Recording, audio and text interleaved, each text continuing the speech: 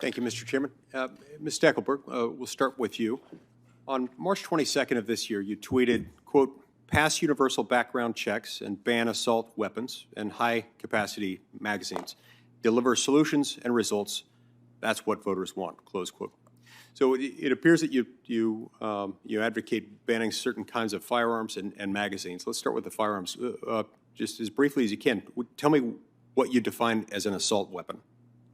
You know, Senator, I just want to start out by saying, like President Biden, I believe we have too much gun violence in this country. Sure. I get that. I'm just wondering what you define as an assault weapon. You want to ban them. You want to know what you mean by that. And so in my position at the Center for American Progress, I held certain positions. I have been nominated to be the Assistant Secretary for Policy Management and Budget, and will follow the President's policies. I just also want to say that I am a supporter of the Second Amendment to the Constitution and believe that hunting, recreational shooting on public lands should be followed. I get that. I appreciate all of that. We're on a tight time constraint. I've only got a few minutes, so just tell me what you mean by assault weapon. Something you want to ban. I just want to know what you mean by that.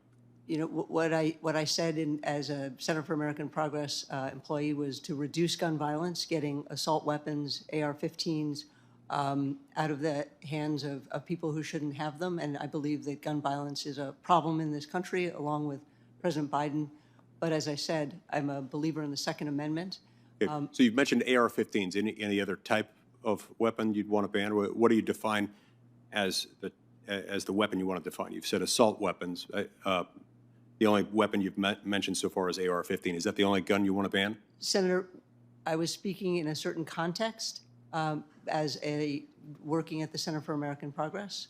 That is not the position that I've been nominated for now, and I will follow the laws that are passed by Congress. Does the Second Amendment confer an individual right to bear arms? Yes. Do you support the Department of the Interior's current positions and policies allowing concealed carry and allowing hunting on federal public lands, subject, of course, to compliance with state law? I will support all the laws of this land, including those that you just mentioned, yes. Now, the Wild Horse and Burro program has been struggling for years to bring herds to appropriate management levels. This has led to a massive humanitarian concern and immense suffering among our equine friends that are part of this program. How do you believe we can better use fertility treatments to get us to sustainable levels on the range? Wild horses and burros populations, as you know, can double in size. It's a difficult issue because it puts stresses on landscapes and other species, and I am committed to humane treatment. I understand that the administration has proposed an increase in the budget to address this issue. And if I am confirmed, Senator, I look forward to working with you and others on this committee to address this issue. Thank you. I appreciate that. Now, the President has stated his strong support for extending federal recognition to the Lumbee tribe of North Carolina. Can you tell me why the administration supports the Lumbee recognition when they have not proceeded through the Office of Federal Acknowledgement? Senator, I'm not familiar with that particular example, and if I would like to learn more about that, spend some time learning about that issue. Okay.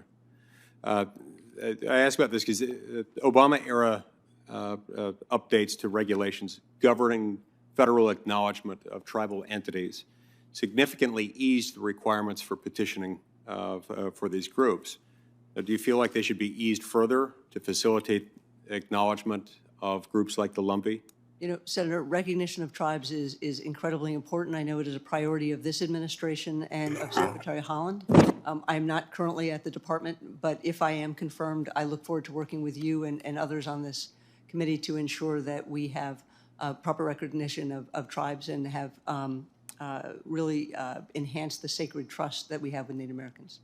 The Endangered Species Act is also something that plays a significant role in the operation of the Department of the Interior.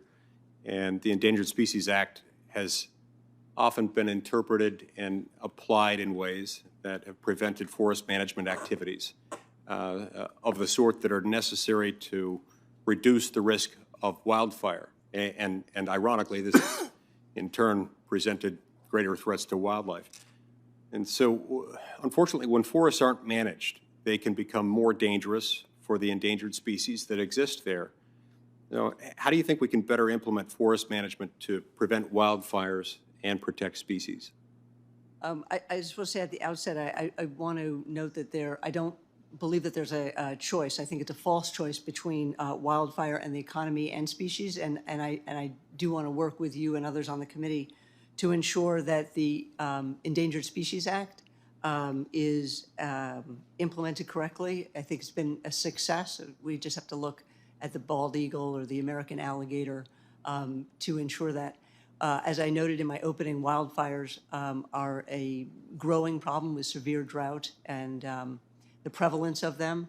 And I look forward to working with this committee to ensure that we address not just endangered species, but our forests as well. I mean, I was heartened to see in the bipartisan infrastructure deal, as it's been reported, that there is money for additional support for wildland fires.